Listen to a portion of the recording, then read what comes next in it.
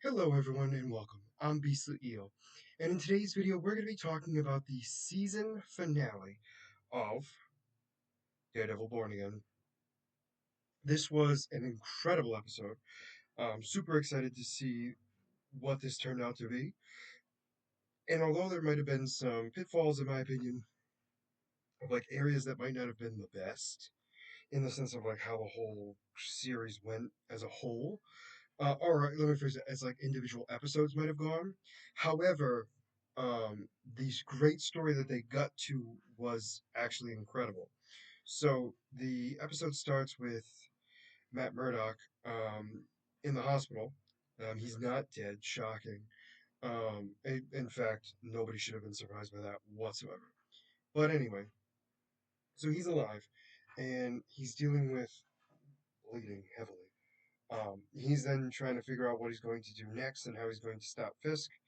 He's got his lawyer, his partner, that's the lawyer, and his girlfriend there. And he's basically stating how they need to stop Fisk because he's the problem. And she's like, they're kind of just not really understanding him and not really believing what he has to say. That's kind of the big thing there.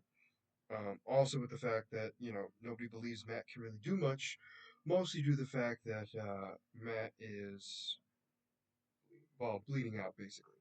So anyway, we then cut to the mayor's office, and oh, I'm sorry, it is not the mayor's office.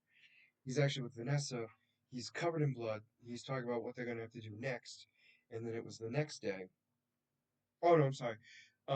He then talks to Vanessa, and Vanessa comes or tries to come clean about what really was going on. And Fisk goes, I already knew. Why do you think I was doing what I was doing? I found out that you were making millions while you were there. He goes, now we can make billions because I'm the mayor. And she realizes what he was actually doing now. And she's like, well, was this your plan all along? And he's like, no, I really did want to fix this city, but realistically now I'm seeing that we kind of have to do things the old way to kind of make it work in the way that works best for us, which was not what I was prepared for whatsoever. So he then orders a hit on Matt Murdock, and orders his second in command to go kill him while he's kind of knocked out. And he's going to take care of everything else. So while that's going on, he then calls a huge staff meeting, and explains to everyone what's going on. And if they don't want to be a part of it, they can leave. He then talks to, I guess you would say, his chief of staff. I don't know exactly what her title is, and it kind of throws me off sometimes. But he basically explains to her, he's like, I want you to go around because you know everyone here. You tell me kind of who's with me and who's not, and we'll take care of it from there. So while that's going on, obviously he calls the hit on that. She then goes and the police commissioner talks to her, and he's basically like, we need to get out of here. And she's like, well, you're right. We do, but I don't think it's time for me to do so yet. I think I need some time here first. And he's like, well, just be careful because he's losing it. So it turns out she recorded the whole message and gave it to Wilson Fisk himself. She was very much scared of Fisk and was one of the reasons why she gave him all of that, all of the information. So we have that going on. So then we have the second in command going over to the hospital. That's when the power goes out in New York City. Um, he goes in to take out Matt Murdock. However, Matt Murdock is not even there, and realizes that Matt kind of escaped. So that's when the task force is being ordered to hunt down Matt Murdock. When he gets back to his loft, um, he has a friend of his there, which happens to be none other than Frank Castle. So he and Frank have a really big heart to heart, in as only two vigilantes can do, basically cussing each other out and calling each other pansies in their own right and hating each other. Um, and Matt gets dressed up into his Daredevil costume, and the two of them begin to fight the task force together. They pretty much beat up everyone that's there. Daredevil stops Punisher from killing a lot or a few of the task force members, and he's like, "Man, you're gonna jump in front of every bullet, including like you did with Fisk." And he's like, "Well, I yes, probably yes." So they continue to argue. Then Matt hears a grenade and literally grabs Frank.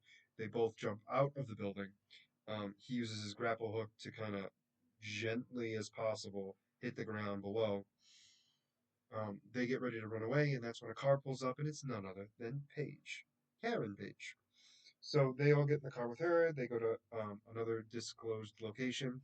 They begin to talk about what their plans are, and they find out the reason why Foggy was killed to begin with.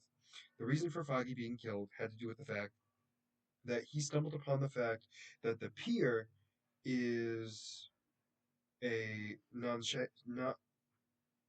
U.S. territory or not like part of the United States technically, so it can't be governed by the U.S. laws. So because of that, there are a lot of things that are happening that can be done there legally and be allowed to be done there. So one of the big things there is that's how Vanessa has been able to do so all these things. And so Foggy, the reason why it was a big problem with Foggy was because Foggy was going to use that to his advantage for his client because that place could not be considered it's a haven, and so therefore he never committed a crime in that area because there is no crime allowed there. And so what would have happened is it would have shed light to Vanessa's plans and everything else and would have ruined everything that she's built upon. And she was not going to have that, which is why she ordered um that is why she ordered Poindexter to kill Foggy um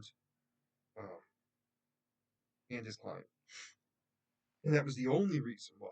And so the idea was she was the one that actually got him freedom to begin with, to get him out to actually kill Foggy, and then he was brought back in, obviously, and then the rest is history that we know of, which is why he doesn't like her. Which does make sense. Let's be honest, I can understand that without a doubt. It's just very interesting to know that. So that's the main reason why things were going on.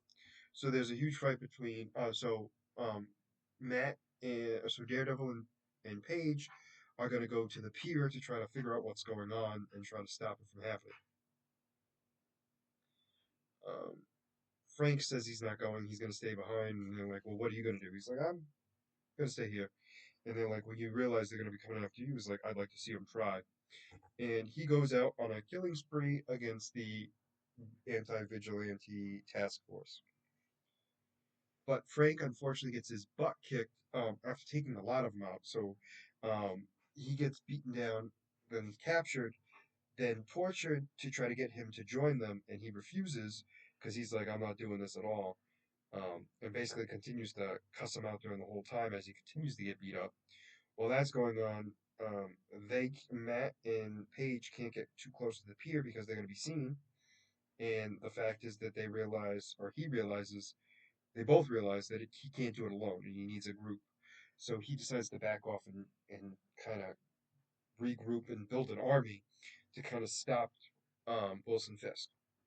Wilson Fisk gets the police commissioner over to the pier and then hits him, beats him, grabs his skull, and looks like he's about to squish it, and instead impales one part of his skull and rips the jaw off the other side of his skull, and obviously kills him. And that, my friends, is the end of that piece. So Wilson then has a State of the Union address, I guess the best way to describe it, the next day, stating that the terrorist acts have gone on, that these vigilantes were trying to stop him, and that they need to be taken down, and we're going to be having martial law. No curfew's going to be starting at 8, and we get to see little snippets of every character of kind of like what they're thinking at that moment. We see the young boy who's taken under Fisk's wing, and he looking like he's super thrilled with what's going on. We have the chief of staff like freaking out. We have the psychiatrist who's very nervous because she just got appointed like council of mental health or something like that. We have BB who is nervous. We have Alia, Alia, I think is her name.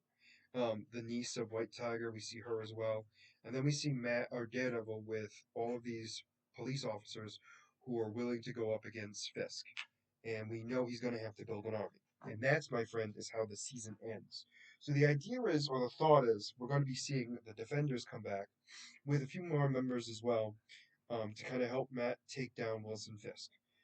So I'll be very curious to see if and any of the Defenders show up. But I'm definitely thinking Miss Marvel's going to show up for sure. We also have Punisher in cages, along with the Swordsmaster as well.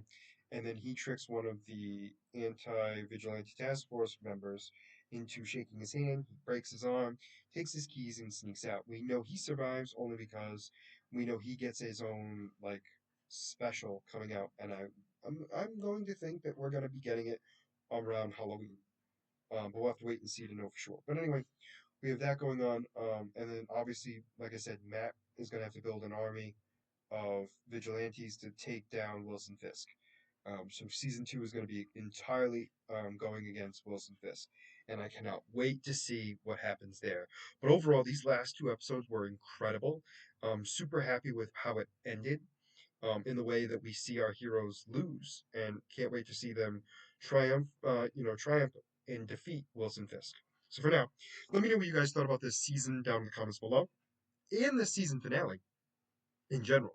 Let me know in the comments down below and why. And as always, if you like the content you see, please make sure to like and subscribe down below. Other than that, this is going to be Beastly Eel signing out. Have a wonderful night. Bye bye.